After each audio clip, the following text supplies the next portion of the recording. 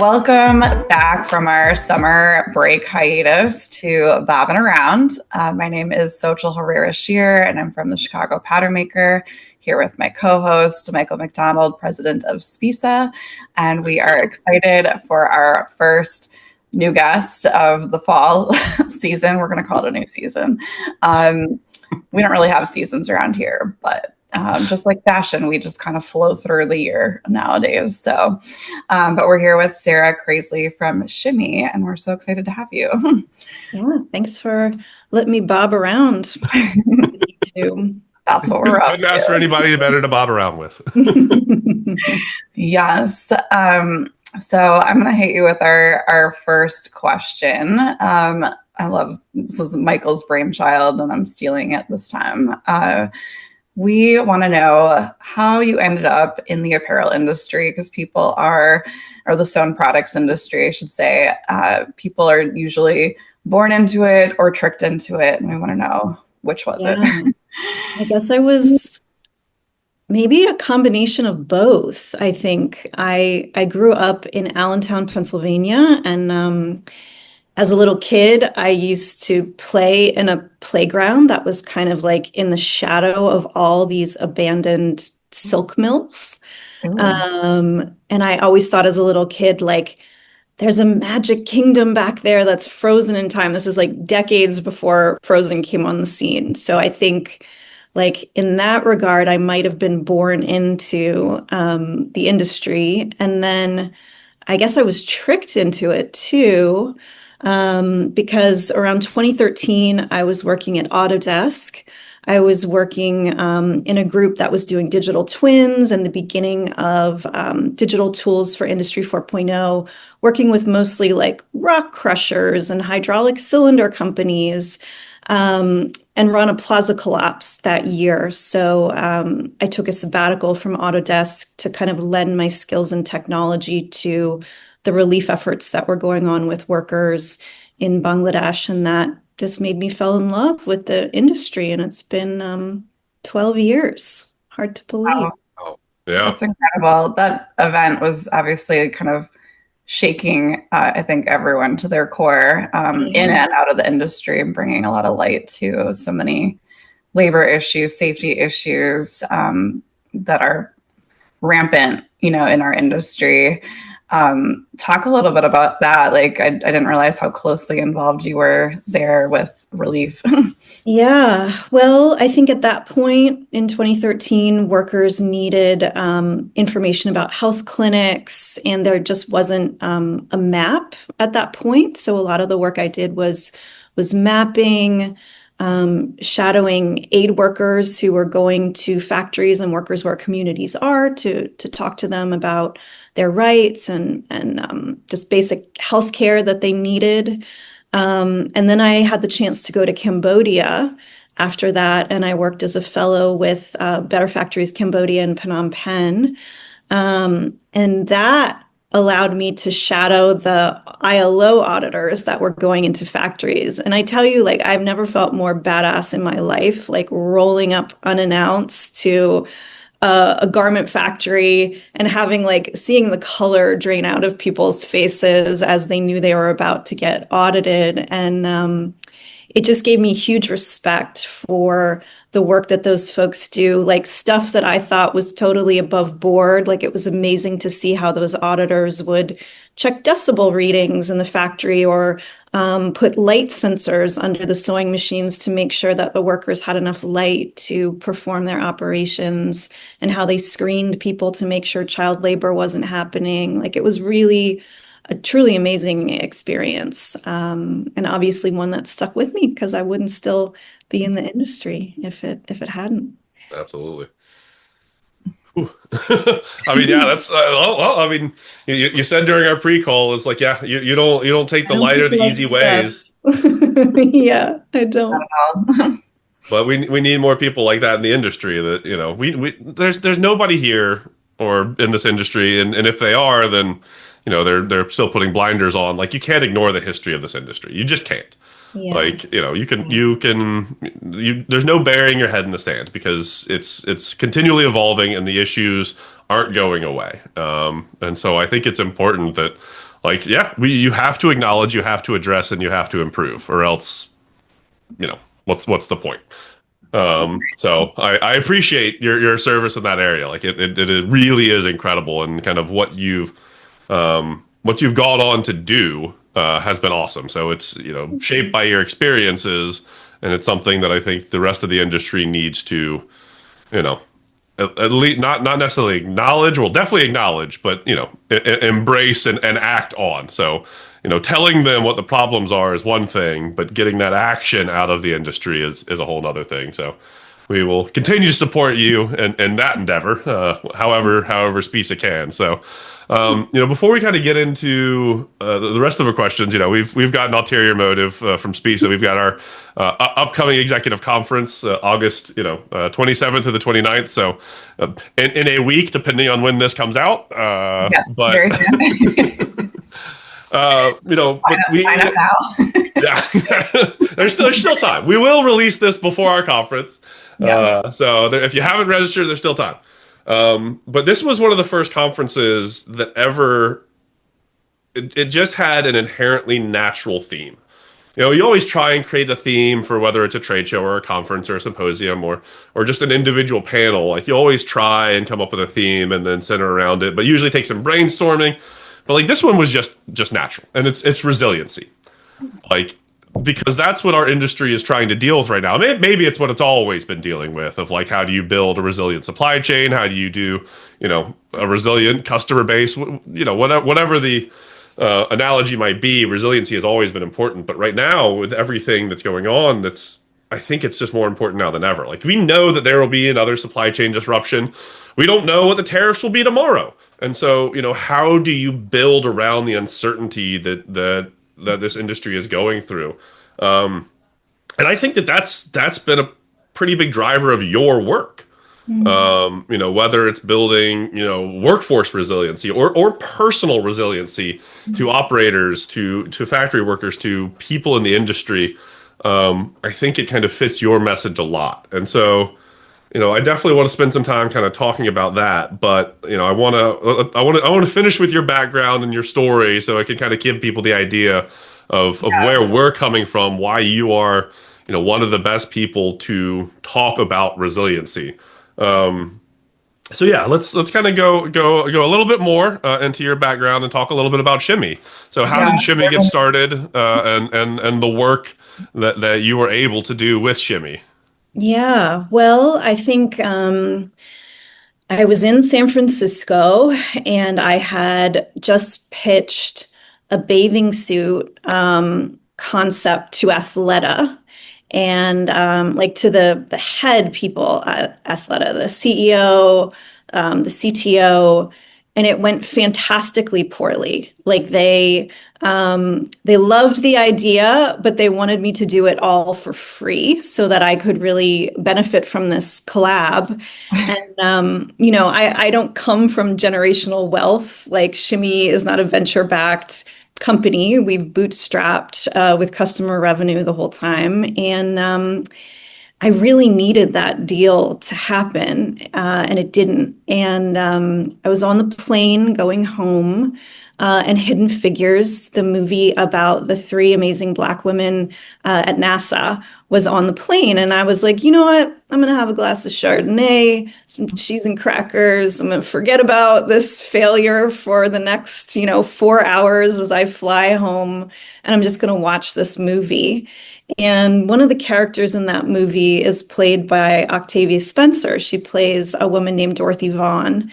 And Dorothy Vaughan was in charge of the computing team at NASA, which at that point was about 300 Black women who were doing the manual computing to run the spaceships and the calculations necessary to keep NASA running. And she saw the IBM mainframe computers being unloaded, and she looked back at the women in her department and she said, they're going to be displaced by these computers. I better teach them how to program these. So she really saw that trajectory happen with automation and came in and kind of intervened and thwarted that trend. And as I saw that on the screen in front of me and knew that our industry was becoming more and more automated, I said, I think I need to pull a Dorothy Vaughan and do something like that and pivot this company more along those lines. So that's really how Shimmy began. We had a few small grants from the Workforce Development Institute in New York. Loudest Foundation gave us some early funding to try something out. We did pilots first in Queens with women who had newly immigrated from Bangladesh. We didn't have the money to go overseas, so we took the subway to Queens and tried it out. They told us, your natural language processing really sucks on these terms. You got to fix that. We did, and then just continued to grow from there. So that's really how it happened. Wow. That's a good origin story. I'm not going to lie. So Yeah, I definitely wanted to give you credit for one thing, because I remember a conversation. I'm personally pretty passionate about kind of startups in this industry, because it's hard as hell to be a startup.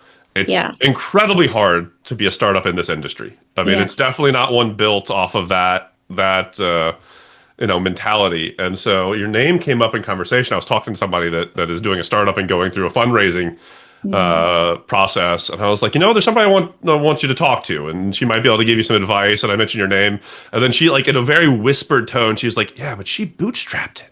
It was like as if there was like this magical thing, and so, like, you were already famous, and people knew, like, she did it the hard way.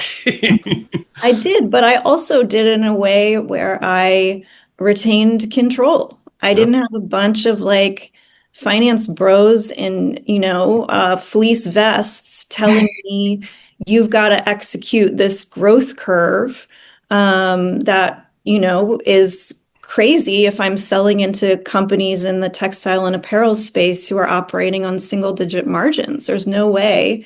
The last few years have been possible. So we've done it. And every time you build from customer revenue, that means a customer sees a need for your work to happen. It's not just, like a jetpack that a investor feels is a cool idea so somebody can, be George Jetson. It's like it's solving a real need if a customer is going to pay for it. So yes, it was hard, but it really allowed us to gain that control, to grow the company in the way we wanted to. I am proud that everybody at Shimmy stayed around for 3, 4, 5 years when, startups, maybe people stay for a year or so, and that has something to do with our culture and the values that we cultivate. I mean, in a way, you're just like anyone trying to get investors, you're pitching over and over and over. You're doing the same exact thing, but with customers, and you're getting that buy-in, which is giving you incremental injections and investments versus the lump sum that, someone going after these bigger sums is really going after. But it's the same process. Like, you're still getting people to believe in your vision and what you can do with it. But I love that you stuck to that goal of like having the freedom to make your own decision process. And I think we see over and over again, like, yes, the blessing is that injection of funds from an investment company, but then they put their opinions, which are misguided because they don't know our industry and they really only know money. Right. Joanne Fabrics, for example, just, went under, and they're hardly the only story like that. But yeah. And the good news is, like, I'll just say this, that right now, due to AI, it is very easy and feasible to start a company without venture capital. And I find that very exciting for founders, for more reciprocity in those relationships. Like, the difference between a customer relationship and a relationship with an investor is often that the investor thinks that they have all the power. So they demand incredible amounts from the people that they fund, and then ghost or don't show that same level of respect. And the customers we've been lucky to have really, we've built relationships over time. We care about each other. We know each other well. And that's been a real blessing. Yeah. I love that. Tell us how some of those early relationships shaped like the types of services or the types of offerings that you have today. Well, I think a lot of the projects we did have happened in something called the collective impact model. And that means that you bring a lot of different people together, because we know when you're dealing with the workforce issue, yeah, like Shimmy has apps that train people, connects them to employers who need people with those skills. That's just one part of the puzzle, right? Like you have to have local neighborhood training centers that have the machines, because we can teach somebody maybe 70% of the way, but you still need to connect that to a physical dexterity, and you need to measure efficiency and all that stuff that's going to get that person ready to go and have that interview to eventually get hired at a plant.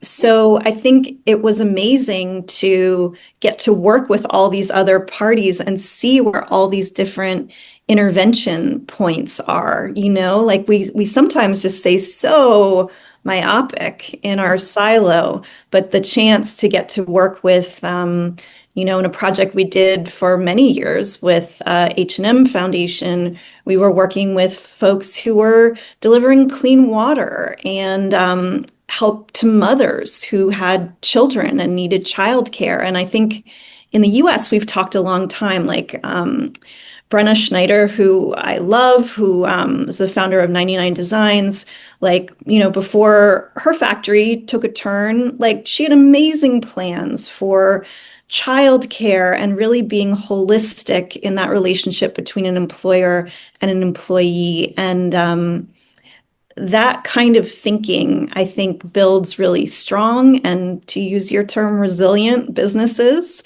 And it's also just like, if you take care of your people, they'll take care of your business. So it's good business on that side too.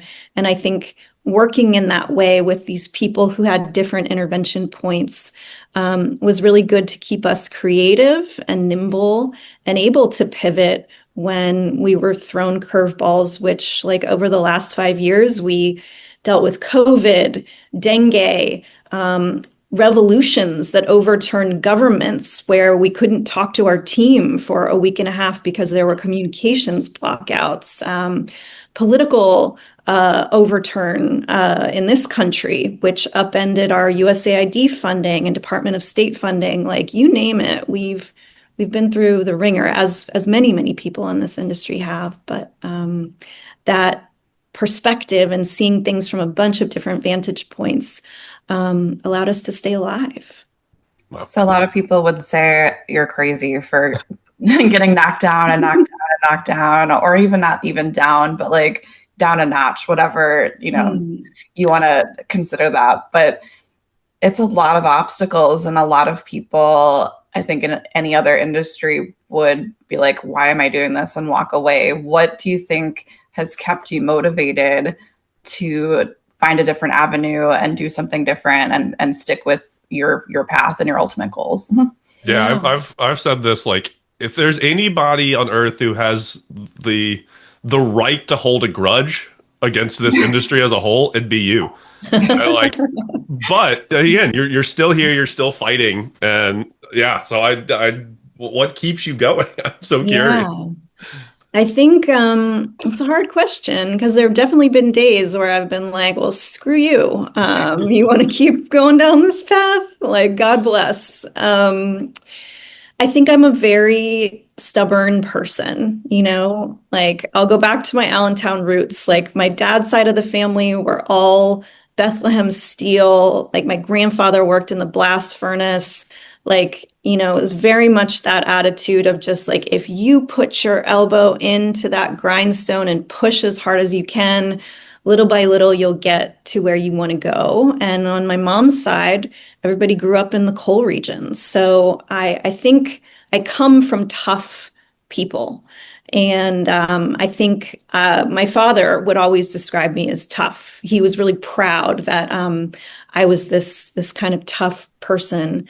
But I feel really driven to help workers in our industry. I do not think it's fair that just through the lottery of birth, I got born to parents who valued education. There was always a roof over my head. I always, had dinner in the crock pot when I came home from school.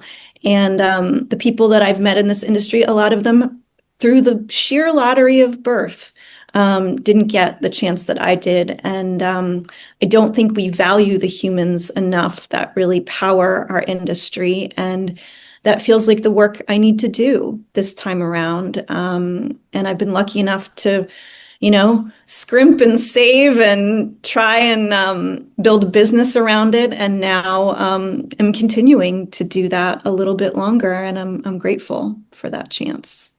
Absolutely.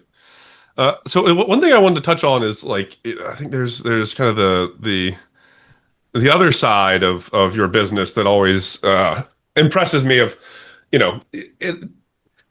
this is a bad segue, but you know what? We're going with it.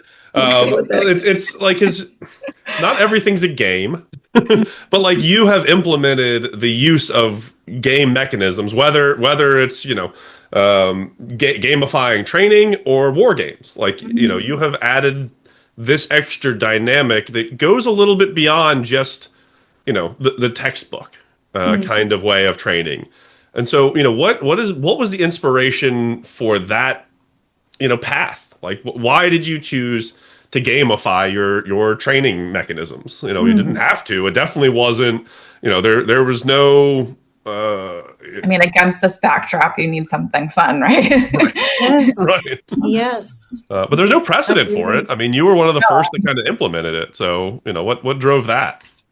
Well, I think we're going through really hard times. And if either of you imagine the times where you've been unemployed and needed to get that paycheck in, you were under a period of pretty high stress, right? And why shouldn't there be a little joy? So you said it really well, some levity and joy as somebody goes through that process. And what we found in those early design interviews we did with factory training managers, with owners, with people in training centers, it was just I got to jam this person through as quickly as possible. I heard one factory owner, I will never forget it. He's like, we just tell our trainers to sit on their necks and get them through. And there was just a brutality almost in the way that training was discussed. Whereas that experience somebody has when they first joined your organization or they're learning something new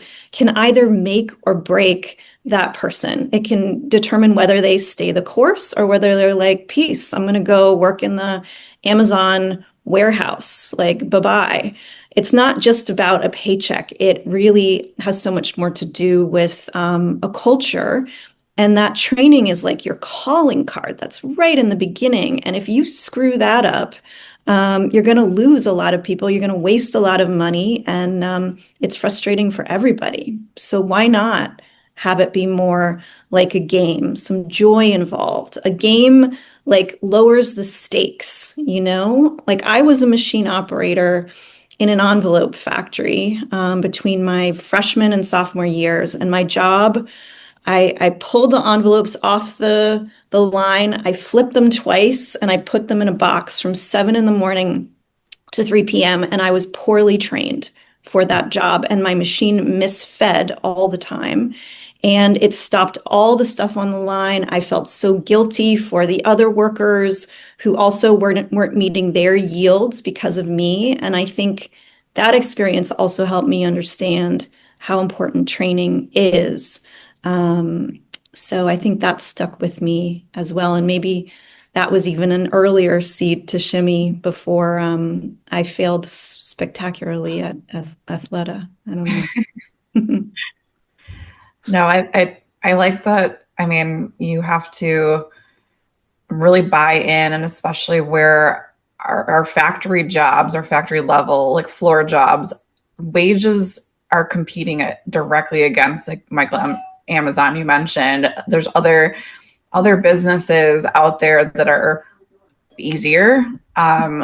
In terms of you don't have to use as much mental capacity potentially if you're working in a warehouse environment versus assembling something together. There is just using different parts of your brain, but the same wage. So if someone doesn't buy in and see the bigger value that they're contributing, or they don't feel camaraderie with the team or with their management, it is going to be an apples to apples, like, well, if I'm going to make the same here and this is less stressful, why wouldn't I just do that? And so we do have to, I think more holistically about the culture and the environment and the community aspect that a business has. It's not just transactional. Like that is a very old mindset that we need to get rid of. But I think it's not. I think it's not an old mind. It's one of the things that really, really frustrates me is like, if you go back, 100 years, like you look at factory towns where they had, factory baseball teams and soccer fields and like their golf clubs. Yeah. Like my grandfather went to the Bethlehem Steel Golf Club, like. No, that's very true. I visited Hershey, Pennsylvania, for example, and learned like the whole history of that town and how Hershey, built housing and schools and all kinds of things. So yes, I think somewhere in the middle though, like that was early part of, the 1900s, right. Somewhere along the line, we've got off that path and it became very greed oriented and bottom line and less about the people. But we have to get back to that. And don't get me wrong, I'm not saying that everything was better in 1900s. No. The factory store where they're charging 5 times as much, but they're paying you factory store credit. You got to spend your railroad money at the railroad store for your groceries. Yes, but when it came to actually building a culture, it's when I get frustrated when people talk about how hard it is to build a culture. I'm like, you don't have to go that far back to see how they did it. And it worked, should we make changes? Absolutely. But, if you say somebody doesn't want to work, but then you link back to your old experiences, like, well, the dynamic's different now. So they're not having the same privileges or environment that you had when you first started in. So it's like, it's not that hard to wrap your head around some of the struggles that we're facing today. But that means somebody needs to address them. So it is still a fight worth fighting. Absolutely. So, all right, on that note, I wanted to use some of this time to kind of give a sneak peek to some of the things we'll be talking about in Chicago. Sarah, you are always an amazing insight and support and brainstorming partner for any of the events we've done. So this definitely isn't, your first foray into influencing SPISA activities, but we're really excited for being the brainchild of some of the things that we're working on right now. So I think you've played a big role in kind of 2 of the major functions that we'll be having in Chicago. So one is we'll actually have you speak on Thursday about resiliency. And so can you give like a little sneak peek onto what you'll be covering during that? Yeah, I think, I actually, like this book is some of the pre-work I'm doing to prepare for that talk. And this is, it's just called Resilience by Andrew Zolli.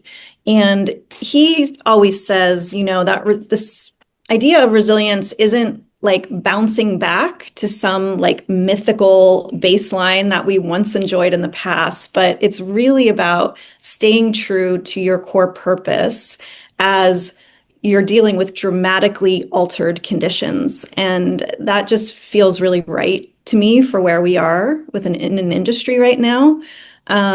Because this dream of us bouncing back to the way things were in the 90s, I think we can be real, that wasn't exactly working super well either. So I'm kind of using that idea as a springboard and, talking about some different approaches. I think I've seen us always just like run towards a problem, just like I was describing before with like urgency and grit. And we optimize our processes and we squeeze and we scrape everything we can from a margin.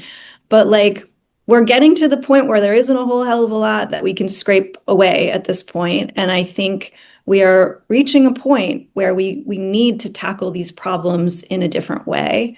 And I'm excited to kind of give some examples of different approaches we might take in that talk. So that's the gist of it. I couldn't agree more, and I'm sure I've used this metaphor on the podcast before, but like this industry spent, however you look at it, either the last 30 years, the last 300 years, or the last 3,000 years chasing the cheapest needle. That's an oversimplified way to kind of describe what you're talking about. But yeah, we've been chasing the cheapest needle, and that's just trying to squeeze out. And not specifically about labor costs, trying to squeeze that, but I mean, like you mentioned other things. We have been squeezing everything we can, but we found the cheapest needle. It will never get cheaper ever again. Right. We found it. And so, if we've spent 3,000 years chasing it and we found it, like now we got to dial back. That's a hard shift to make. It's a hard shift. Yeah. Well, and that cheapest needle is not so safe. Like if you look at the temperatures, humidity, the heat, and the flooding that's happening in the places where those cheapest needles are located, we've got some real problems ahead in terms of having reliable production in those industrial economies. And we've got to figure out what to do there. Yeah. Absolutely. Can you walk us through I like the simulation aspect that you're bringing to Chicago, not just talking to everybody, but kind of making them get their hands dirty a little bit. Walk us through your plans. Yeah, I think so. I get to operate in a couple different orbits. I get to go to technology conferences. I get to hang out with like labor and sustainability people. And then I come to industry conferences. And what I've learned is that like in our industry, it's exactly the format that you talked about. Like someone stands on the stage and they give this talk. It's a fireside chat or it's a panel or it's a presentation. And then like a few brave people ask some questions. And when they don't, I call them out. Yes. Or they like grandstand. It's not really a question. They're just trying to like insert an opinion. No, that never happens. I've never done that personally. Yeah. Like how many people have done? Yeah. Yeah. And then like we go and we talk at lunch, but it feels really transactional and it also feels very compressed. And the other conferences I go to, like we're grouped into tables and we brainstorm and we map things and then we have report outs through the table. So I'm actually really grateful to SPISA for wanting to try something a little different this year. And it is called a simulation game. And like, I know that might sound a little weird. Like, why are we playing a game? The format itself comes from RAND, which is an NGO that works really closely with the Defense Department. And they build these things called war games. And what happens in those scenarios is different folks from around the Defense Department get together and they give them these scenarios and then they have to think on the fly of how they might handle things. And it's a very safe environment, like there isn't a real war happening, but it's a way to help people begin to think on the fly, to feel that pressure of needing to come up with something and to do it with vantage points that aren't just their own, because we're not going to move to a new way of doing things if we're all still sitting in our companies and not getting that perspective, which is why this makes perfect sense for SPISA to do it, because you have folks coming from brands, from machine companies, from factories themselves, from workforce perspectives. And I think it's going to be really cool, frankly.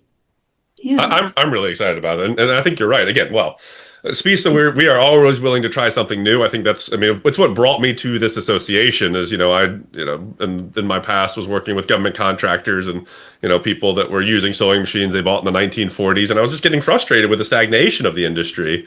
And so, I dipped my toes back in academia and realized stagnation doesn't just stop at the industry side of things, but then when I met this group, I'm like, okay, this is how we advance. They're not advancing as fast as I want us to, but like this technology is what's needed and this new mindset, and this is how we attract the next generation that thinks differently than our existing workforce. And so, I think that this is the perfect activity to really drive that point home of like, look, like there's no wrong answers in this. We know what the problems are. We know that the status quo is unsustainable. It's just whether you're talking about environmentally, financially, or socially, it's just unsustainable. And so I think it's a really interesting exercise that I'm hoping is going to open a lot of minds. I think so. I mean, people, even with the best of intentions, you go in, you take notes, and you're like, I'm going to take this back. You feel maybe extra inspired by a speaker. I'm going to take this back to my company and I'm going to implement this. And then you get busy and you didn't get a chance to test run it. So I'm excited about that aspect of just putting people in that safe space to explore together, not just have a conversation, but like really enact what might go on. And maybe that really will drive a little bit of incremental change. They do. Just keep going. Yeah, like I've played these a few times and like every time like my palms get sweaty, my watch is telling me like your heart rate is elevated. Like I really kind of forget for a while that the scenario I'm in isn't real. And like what always happens is I leave with friends, like new friends, because like we were in it together. It wasn't this transactional, I'm going to give you my business card. I'm going to give you my business card. It's like we were on the same team. We were problem solving together. And like we enjoyed like a break from day-to-day responsibilities and like endless triage and like all the cost constraint. Like we just got to put that to the side and really think about some new solutions and enjoy creative problem solving because that's really fun, So I hope folks like it. I always have a good time in them. And I mean, honestly, even the point you just made is something that hadn't really kind of occurred to me, but I can appreciate significantly. Like, I'm sure nobody will believe me when I say it, but like I am socially awkward. Like I will always say, if you put me on stage in front of 500 people, perfectly happy, love it. If you put me in a room with 500 people and ask me to talk to one of them, my own personal hell, cannot do it. And so it's like one of the things that I've appreciated, like golf tournaments, because I'm like, at least by the end of that, I know 3 people because I've spent 3 hours with 3 people. And so, I believe the SPISA, the membership, our attendees, they're a friendly group, but they're not intimidating. So if you're a new person coming into our conference for the first time, like this is the best possible way. It's like you're going to leave with 7 different contacts. Yeah. And I've seen you do that in other realms. Like I can think of factory tours where, Frank Henderson's on my left and he's helping me see what's going on in a critical process in a way that I hadn't seen before. And like Bert is looking at the furniture in the space and I'm looking at like the posture of the workers. Do they seem empowered? Do they seem disempowered? Like it's the beauty of being able to have an experience with these people that are looking at stuff from different lenses. I can still remember too, like my first SPISA event was in New Orleans and I knew no one. I knew no one in the industry. And people just were so kind to me and have been sounding boards to me for years and years. So I think you do that really artfully. You're really good gatherers. We'll take it. I'll pass the credit to Maggie and Marie. Definitely. Because they're definitely running it. All right. So before we hit that magical 42-minute mark that podcasts are supposed to end. Never done it, by the way. Never. We're going to do it. We're going to do it. But so you have just started a fellowship with Cornell. And I think, again, it's one of those things of, you're not taking the light topics. Like you're tackling some pretty heavy issues. And it's one of those things of like, wouldn't want anybody else in the industry to be doing this other than you. And so like, I'm grateful, but it does like, it's tough.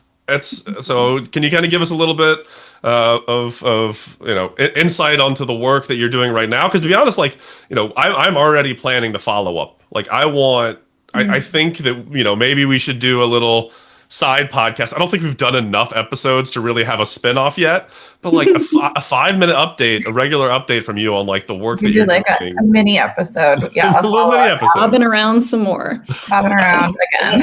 Oh, crazily. But yeah, sorry. Yeah. Well, can you tell us kind of how your fellowship with Cornell is going? Yeah, well, I had some unexpected time on my hands given all the Doge cuts that happened at the beginning of this year, since that was where a lot of Shimmy's funding came from. And like a lot of people who are listening to this, like if I've talked to you in the last 2 years, I have definitely mentioned this Higher Ground report, which is an amazing piece of research that this group put together looking at high heat and humidity in all of the main cities where garments are produced. And I read that report and it really shook me up. I immediately worked with the team at Shimmy. We created climate adaptation lessons that we sent out via WhatsApp to the workers that we trained, because a lot of them didn't even know how to take their pulse or recognize heat stroke. And these people are working in factories where it's 104, 105 degrees all day long. So I feel really lucky that I'm able to work with the folks in this group. They're incredibly smart. They're also just incredibly down to earth and practical.